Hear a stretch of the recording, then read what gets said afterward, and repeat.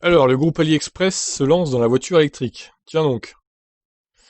Alors, j'avais cru voir des petites voitures électriques de merde sur AliExpress, des trucs à 4000 $ là, qui avancent pas, qui ont pas d'autonomie, qui ressemblent à un Twizy un peu. Mais bon, là, on parle de vraies voitures, hein, donc voyons. Groupe propriétaire du célèbre site de vente en ligne AliExpress, Alibaba s'est associé à SAIC pour faire naître une nouvelle marque, Zigi Auto. Les deux premiers modèles mettront le paquet en matière de technologie à bord. Alors, je sais pas s'ils ont retrouvé Jack Ma, mais il était porté disparu depuis quelques semaines. Bon, il est peut-être pas mort, hein, du coup. Vu qu'il veut créer une voiture électrique avec son groupe, la nouvelle entité proposera dans un premier temps deux modèles électriques bardés de technologies embarquées. Pour l'heure, la marque envisage de commercialiser une berline et un SUV électrique pour couvrir la demande sur son marché domestique.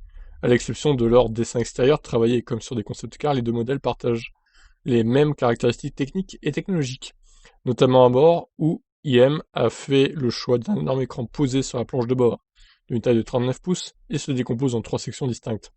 Comme sur le M-Bux Hyperscreen de Mercedes, il est secondé par une autre dalle tactile de 12,8 pouces, dissociée de la console comme sur une classe S.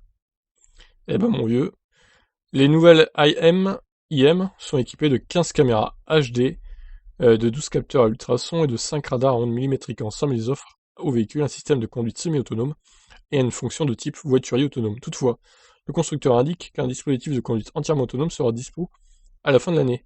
Le système sera géré par la plateforme Nvidia animée par la puce Drive AGX Orin, annoncé par le fabricant comme le processeur le plus avancé du monde. En revanche, le fabricant ne s'est pas exprimé sur le système d'exploitation embarqué, car rappelons que Alibaba est aussi à l'origine du système Aliyun, reposant sur une exploitation Linux. Alors, les caractéristiques de cette voiture. D'ailleurs, regardez, hein, la voiture là, on la voit. Il y a un petit air de Tesla quand même, hein. Je voudrais pas dire, mais... Les deuxièmes embarquent deux moteurs électriques pour une puissance totale de 544 chevaux, 700 Nm de couple 0 à 100 en 3 secondes 9, deux batteries seront proposées avec une unité de 93 kWh en série et un bloc de 115 kWh en option. Ah oui, quand même. Dans ce dernier cas, l'autonomie peut grimper à 874 km NEDC, ce qui se montre moins énergivore que la toute nouvelle NIO ET7 qui a besoin de 150 kWh pour toucher les 1000 km sur le même cycle. Putain, vivement que ça on se soit débarrassé de ce cycle NEDC, ça ne veut rien dire. Ça fait des années qu'on est passé au WLTP, mais apparemment on a encore le droit de communiquer en NEDC, c'est pénible. IM annonce également le premier chargeur électrique à induction fabriqué en série au monde. Bien qu'annoncé comme un chargeur rapide par le constructeur, il s'agit toutefois d'un chargeur sans fil d'une puissance de 11 kW qui offre près de 80 km d'autonomie en une heure de recharge. Bonjour les pertes, hein, avec ça. Bon, après voilà, l'idée est pas mauvaise, mais j'espère qu'ils ont travaillé sur l'efficience. Lors de la présentation, la marque IM s'est aussi penchée sur le châssis de ces deux voitures. Comme on en avait l'habitude, le fabricant indique que malgré l'expertise de SAIC en matière d'automobile, les réglages ont été confiés à Williams. Williams, l'écurie de Formule 1 du coup. Un système d'amortissement adaptatif ainsi qu'un dispositif à roue arrière directrice seront au programme.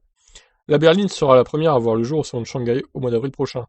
Les clients intéressés devront patienter jusqu'en 2022 pour voir arriver le SUV électrique. Indiquons toutefois que les plans de la marque pourraient connaître quelques changements. Après les critiques du gouvernement de Jack Ma, Pékin pourrait finalement nationaliser Alibaba. Dans cette affaire épineuse, Xi Jinping a aussi ordonné l'interdiction de l'entrée en bourse d'Ant Financial, propriété d'Alibaba, en guise de sanction contre le PDG. Si la marque n'est pas encore dans le viseur du régime, elle pourrait être une nouvelle cible.